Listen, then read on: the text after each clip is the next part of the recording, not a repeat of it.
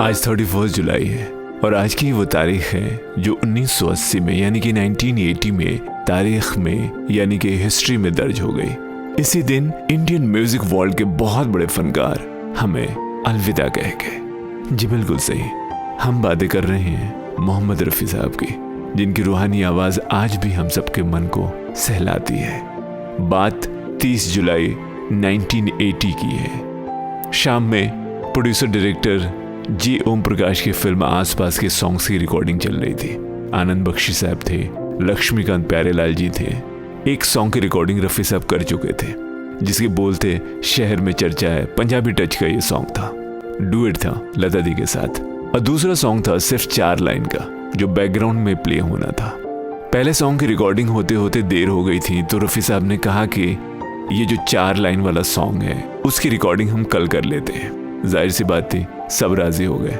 फिर रफ़ी साहब सीढ़ियों से उतरते हुए अपनी कार तक पहुंच गए। कार में बैठ भी गए। फिर ना जाने अचानक क्या सोचा, तेजी से वापस स्टूडियो में आए और फिर कहा कि अब इस 4 लाइन के लिए काम को कल पे क्यों टाले। फिर पहले की तरह सभी राजी हो गए कि जैसा आप कहें।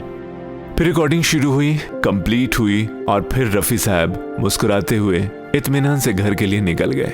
पर रफ़ी साहब की ये अदा सबको तब समझ आई जब सुबह सुबह आग की तरह एक खबर फैली कि रफ़ी साहब अब हमारे बीच नहीं रहे।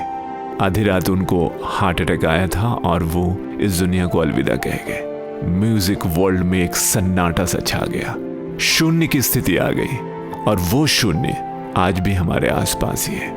उस खाली जगह को आज तक कोई नहीं भर पाया सिवाय रफ़ी साहब की यादों के, क्योंकि उनकी यादें, उनके अच्छे इंसान होने की बातें और उनके नगमे आज भी उनको जिंदा रखे हुए हैं।